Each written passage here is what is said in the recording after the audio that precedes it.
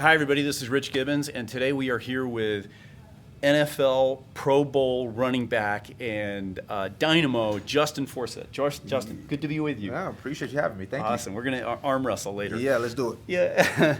So for those out there that are living in a cave and don't know your sort of your backstory and your achievements, give them just like a 30, 60-second bio on your background and where you came from. Okay, awesome. So I'm Justin Forsett. I'm a former 9 NFL veteran, Pro Bowl running back for the Baltimore Ravens. I'm the current CEO and co-founder of a mission-driven self-care brand called Hustle Clean. Played in the NFL for 9 years. Competed at a high level. I was at the top 5% of the NFL at one point, being a top 100 player. And then moved into entrepreneurship where I started a business from scratch, a wellness brand. We create hygiene, wellness, recovery products for everyday athletes and fitness enthusiasts. And we sell products through Target, Dick's Sporting Goods, REI. So mass distribution and growing a brand from zero to a multi-million-dollar company. It's been a blessing.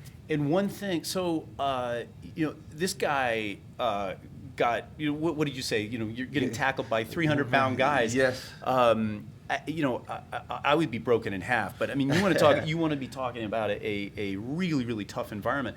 Sure. Just curious, like off the top of your head, you learned a lot of lessons on the gridiron and in athletics and getting the best out of yourself. Sure. What would you say are the top things? You went from the athletic endeavor to entrepreneurial. Sure. What would you say are the biggest takeaways and sort of parallels, the things that you took from sports and then applied them to entrepreneurship? Sure. So I would say one, I got a lot of great lessons from what I call the backfield to the boardroom. Mm-hmm. So from one thing, commitment and discipline. It's a non-negotiable if you want to be great at any given sport, profession. It doesn't matter. You have to have commitment and discipline. Yeah. That's one thing that I live my life by. And then I say the work ethic. Are you hungry and thirsty for more every single day? Because there's competition out there. There's people that there are people that want your job. There are people that want your achievements. They want your position on the shelf if you're in a product business like I'm in. So you're constantly competing and constantly getting better. So that work ethic is critical.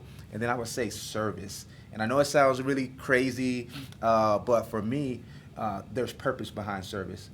And in football, and in sports, I had the ability to help change lives by helping my teammates, because the better I did, the better they did, the better the team did, the better they can provide for their families, because we're all winning. So finding ways in which we can authentically serve our teammates and our players and our company, like that's how we build loyalty. That's how we build that camaraderie, that chemistry that we need in order to have long-term success. So I see those parallels. Right.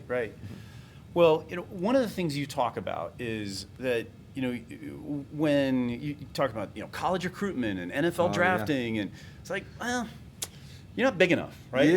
But there's a lot of heart in there. Sure. And that I think that audiences that see that, it was just destiny that this guy was going to be this guy was going to be successful in that role. And one of the things you talk about, which I think audiences can really appreciate, is that your background, where you came from, your height. Yeah. Like, I didn't have every card in the deck, being dealt to me, and it comes from a real place of authenticity that when you speak, it's very believable. Well, thank you. Yeah, I came from very humble beginnings. I grew up in a small town of 3,000 people. Not a lot of people make it out to accomplish their dreams and goals and aspirations in life. I was a middle child, so I had that middle child syndrome. So I always felt like I was behind the 8 ball. Yeah. And I was always the smallest. I was never the biggest, the strongest, the fastest throughout the course of my career as an athlete. So I had to work more. I had to push myself. I had to be more mentally tough. I had to be more disciplined. And so that mindset allowed me to overcome all the naysayers, all the critics, all the doubters. Right. I joke as I went in, I was supposed to go to Notre Dame. I got recruited, and a week before. Rudy Dreams. Yeah, Rudy Dreams. A week before the signing day, they told me they didn't need me anymore, and I was heartbroken. I was crushed. So you were incubating this future for a week.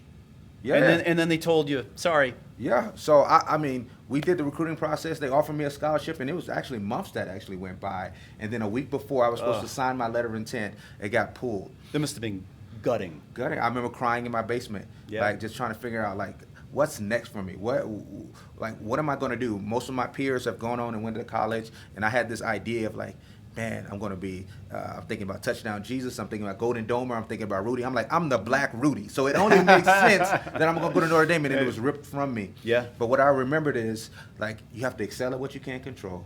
Mm-hmm. That means attitude, effort, and preparation if you want to break through. So I just say laser focused on that. And then by the time I looked up, I got a scholarship offer from UC Berkeley, and I was off and running. Yeah. Well, your attitude and sort of the energy that comes off you, that we don't always get dealt a pair of aces. No. And when you have some offsuit cards, you gotta work hard, dig deep, and you really have you've embodied that. So Thank you. it's anybody out there on the interwebs looking for an iconic sports name with fun personality, great sense of humor, but coming from a place of authenticity. You didn't have all those cards in your back pocket, and through tenacity, grit, and resilience, you're badass. Yeah, I try to, and always be learning. Like, Yeah. never get complacent. Right. Like, I always tell people, like, boxes are for things, not people. So not allow anybody to limit you to or confine you to a past or a role or a title. Always try to evolve and grow as a human being. So that's why that transition from being an athlete at a high level to now on the entrepreneur side, and working on P&L statements and balance sheets and Excel documents, invoicing, and all those things. I was able to have success because I was humble enough to know that, well, I got to keep learning and growing. Yeah, right. Well, yeah, continuous improvement, lifelong learner. Thank you for all you do. Thank you. you. And we're excited to do more with you. Appreciate it. We'll see you on the next one. Peace.